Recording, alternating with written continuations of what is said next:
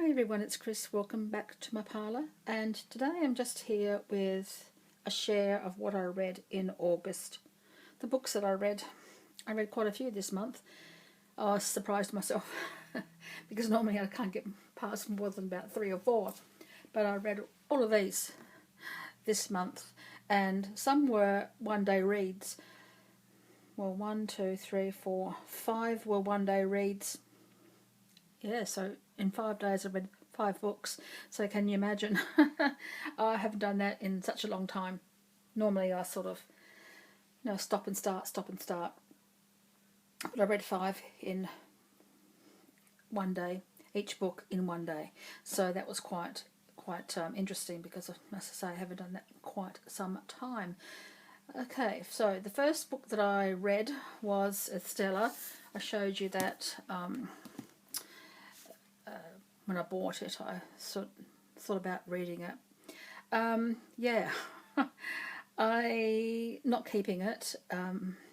It was very much like Great Expectations. It was written in the same sort of way, actually. The writer, Kathy George, is quite a good writer. She's an Australian writer. Very, very well written.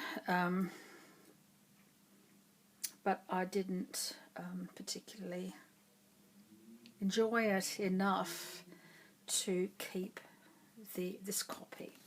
It's all about, of course, like a rewriting of Charles Dickens' Great Expectations, taken in the story of Estella. It's written in Estella's viewpoint. And we know that Estella was taken from her mother and given to Miss Havisham. She was sort of, adopted by Miss Havisham and taught to break men's hearts.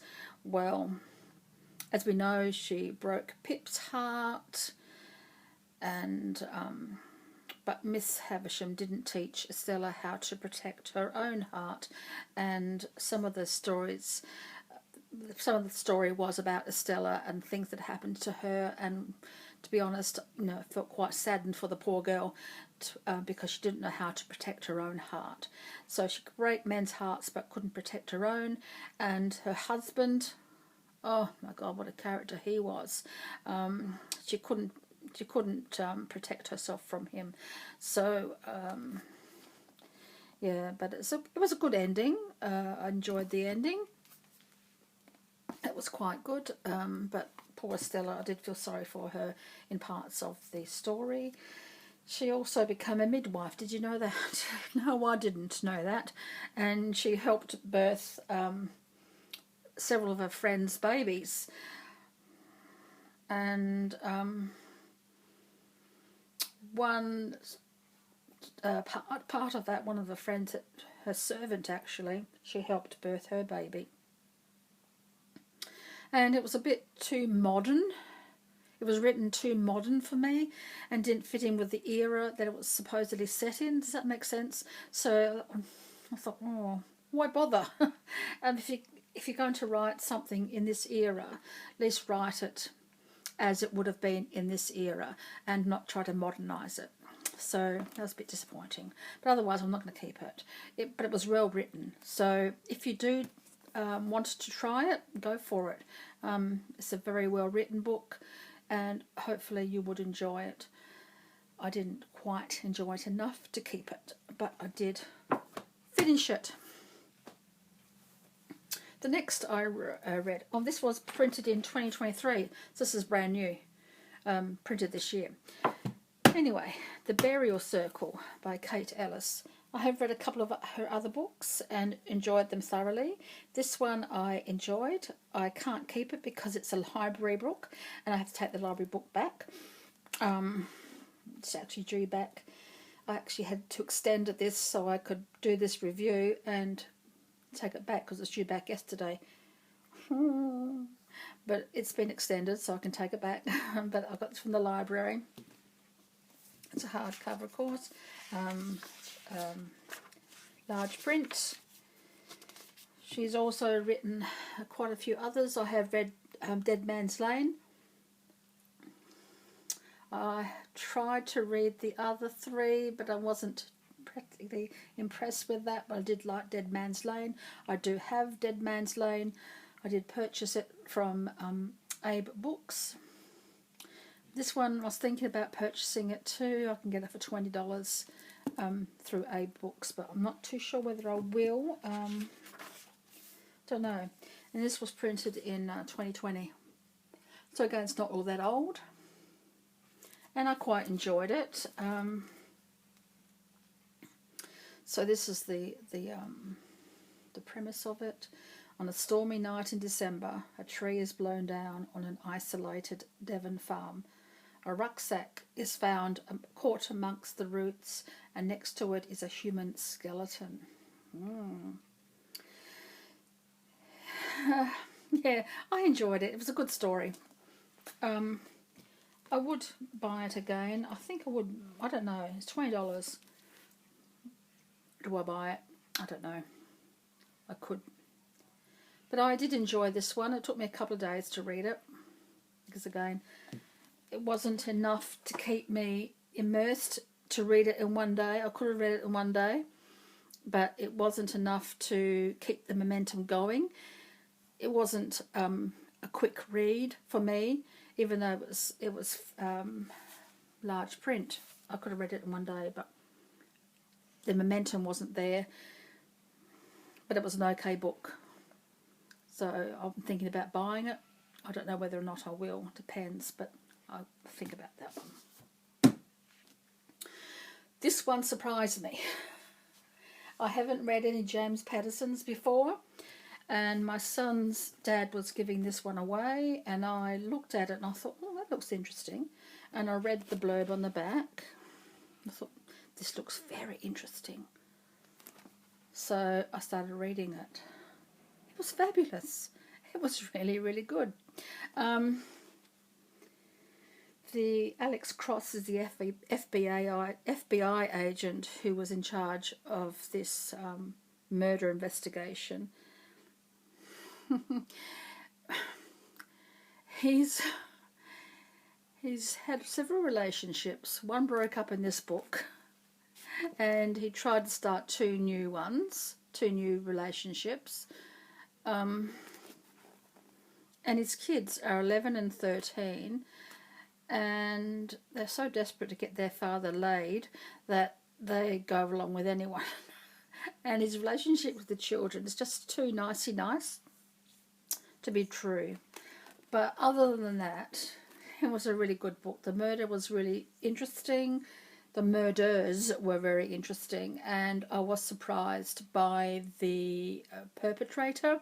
I wasn't expecting that. And I thought to myself when I found out, how did this happen? Why was this the guy that did it? But it was explained very cleanly, and it made sense. So I was quite happy with Mary. It's all about actresses and famous people getting murdered, and Alex Cross was there trying to find out why. So for a free book, because my son's dad didn't want it anymore, and so it was a free book for me. It was really good. I really enjoyed it. So I haven't read James Patterson before. I don't usually read male authors because they just had a different style, but this was quite good. I actually enjoyed it. So I'd recommend this one to anyone who wanted to start with James Patterson. This might be a good start. I haven't read any others besides this next one I'm going to show you. So I don't know what else he's done. I mean, quite a few things. He's the third most prolific writer, or the richest writer, third richest writer, because he's got hundreds and hundreds of books. So, but yeah, it was worthwhile reading that one. So I recommend that to be, if you wanted to try James Patterson, try this one first, because it was really quite good. The second one I read from James Patterson, I did read this in one day. James Patterson's book shorts. He had book shots. He's got quite a few of these out in print. Just one day reads, The Shut In. I won't pronounce this guy's name. I'd butcher it, so I'm not going to. But you can see who it is. Yeah, so this is Trisha. Call her Patricia at your risk, or Trish at your own risk. She doesn't want to be called anything else but Trisha. So Trisha Solano is stuck in the house because she has an allergy to the sun. And some people do have that allergy to the sun. I didn't realise it was a real thing, but it is. So she's shut in, so she uses a drone to look around the neighbourhood, and the drone captures a murder. Does the murderer know who she is? Will the murderer find her and make her one of his victims? Ooh, have to read it to find out. But again, I enjoyed this one as well. Very, very good, actually. I enjoyed this one. My second, James Patterson. So now, again, if you want to try James Patterson, perhaps try this one. You might like that one too. I read that one in one day. There's another one, the Tess Gerritsen, The Sinner. Two nuns are found. One nun is found dead. One nun is found in critical condition in an abbey. Who did it? Why? And how is everything interconnected with the second murder? How is it all interrelated, and how does it work out? With Tess Gerritsen, there's quite a bit of gore. She is a registered surgeon, a registered doctor, so she does know her way around an operating table and all the jargon that goes along with it. So it is quite gory in some spots, especially the autopsies and things. But it was tolerable. It was tolerable. So this one was quite a good book, and I read it in one day. So for me to read something in one day, it's a very quick read. The momentum is it's there. It sort of goes along very, very well.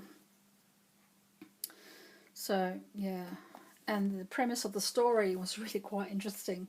So I really liked that, The Sinner. Who did what and why, and how are the murders interconnected? Yeah. And the ending was quite interesting too, so I wasn't expecting the perpetrator to be who the perpetrator was. The next story that I read by Tess Gerritsen, The Bone Garden. Fabulous. I really enjoyed this one. Again, I read it in one day. So medical examiner Maura Isles goes to this lady's house. She digs up a human skeleton. She just bought the house and she's out there gardening, and she dug up a skeleton, and Maura Isles comes through to determine whether or not this skeleton was recent or in the past, and finds out that the skeleton is actually from the past, not a new skeleton. And then it takes you into Boston in the 1830s and takes on the story of Norris, who is a medical student, and he moonlights as a resurrectionist or a grave robber, looking for bodies to dissect for his medical studies. And that's a very true, it's a very definite part of history during the time when medical students were looking for bodies. They didn't have enough given to them, so they had to go snatch their own, and some actually did snatch their own to study them. And that's about what Norris did. Then he finds himself embroiled in a murder, or several murders actually, and whether or not he is the guilty party. Is he the guilty party? Also, with Norris, there's also another character whose sister is about to give birth, and she's lying in hospital in Boston and ready to give birth. So, and also a little bit about Julia. Julia's one who finds a skeleton, but you don't find much about her. It's more about Norris, and also I'm going to find it for you.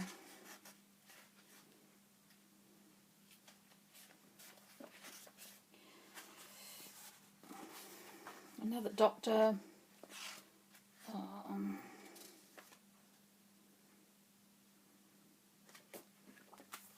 Oh, anyway, Rose.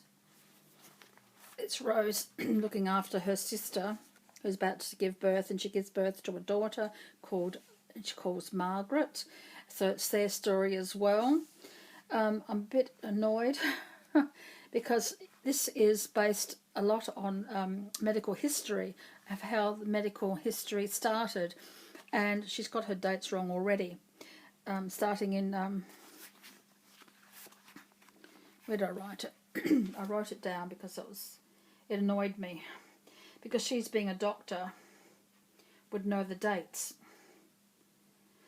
So here we are, we're being introduced into November 1830, and Rose Connolly's looking after her sister, about to give birth, and she's already been about 5 days in labour.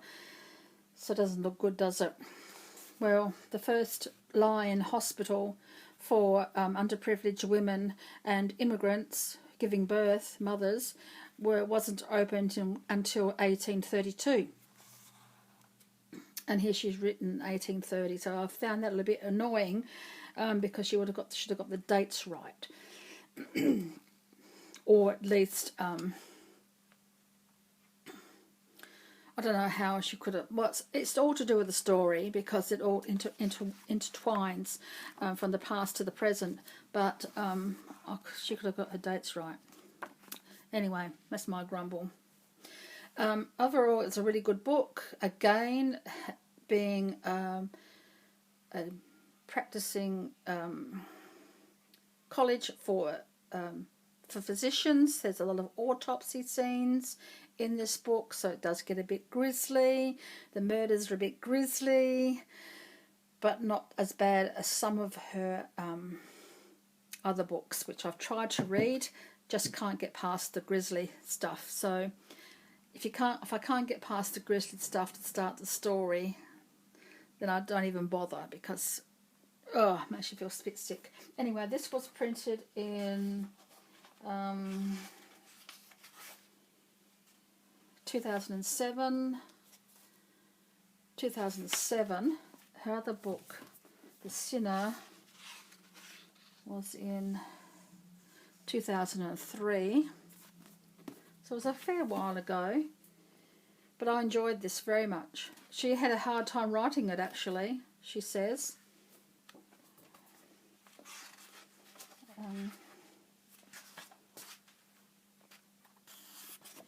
Yeah, she found it really hard going to write this story. So I don't know why, because I enjoyed it. I said I read it in one day. I had some spare time, so I read this book. I quite enjoyed this one. So if you want to start Tess Gerritsen and you find her style a little bit too gory, this is gory, but it's an interesting story, so you might enjoy that.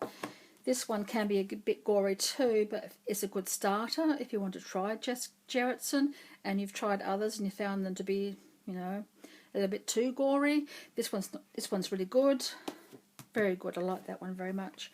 This one is very different because it's a history story with facts, but in a story form. So that was really good too. So I really enjoyed that one.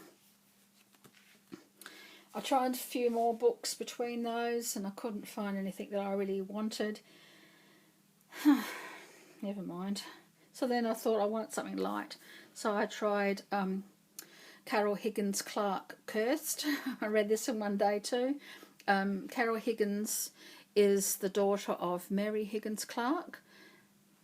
She writes like her mother, very similar style, but I like this one very much.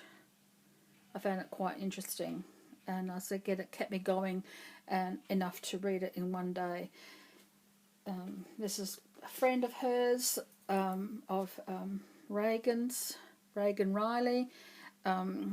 Was born on Friday the 13th, so she thinks her life is cursed, and she has trouble with her boyfriend, and things like that, trying to find him because he's gone missing. So Reagan helps her find him, and yeah, and how they go about that. So that was quite good. I enjoyed that one. And then I read this one yesterday. I just finished it last night. Just on the 31st of August, I finished it just before about 10:30, I think I finished it. And that's Carol Higgins Clark's Mobbed, a Reagan Riley mystery. It was fun. It was fun.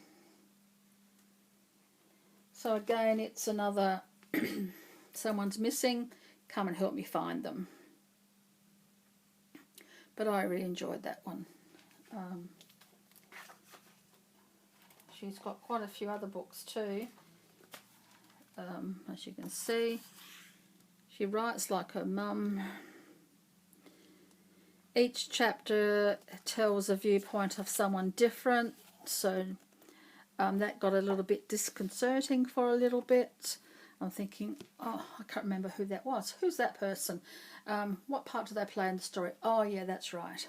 So there's a bit jumps around a bit, like her mum does, but she's a bit more of a sense of humour than her mum has in these stories. So, but I enjoyed this one. Someone has a garage sale, sells everything, and yeah, someone goes missing. Huh.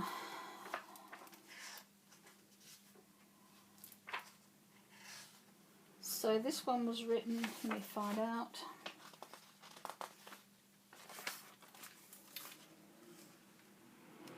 (2011). It's not really all that long ago. And this one,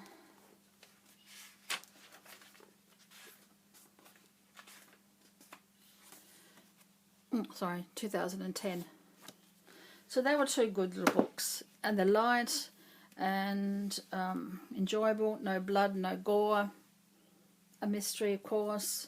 There is a murderer, but it's not too bad. It's not gory. But yeah, they're the books that I read in August. So I'm starting another one now, and I'll let you know what else I finish in September and let you know at the beginning of October. So I don't plan books that I'm going to be reading. I just take a book and choose it. If I like it, I read it. If I don't, I put it away. And I'll tell you at the end of the month what I have read. But I really enjoyed these two, very much so. I'm keeping those two. I'm keeping that one because I enjoyed it. I might read it again. I really enjoyed this one. I'm definitely keeping that and keeping these two as well. So these are the ones I'm keeping.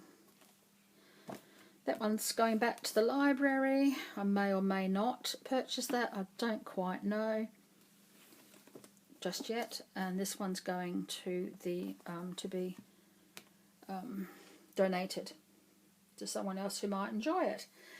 So thank you very much, everyone, and until next time, so many blessings.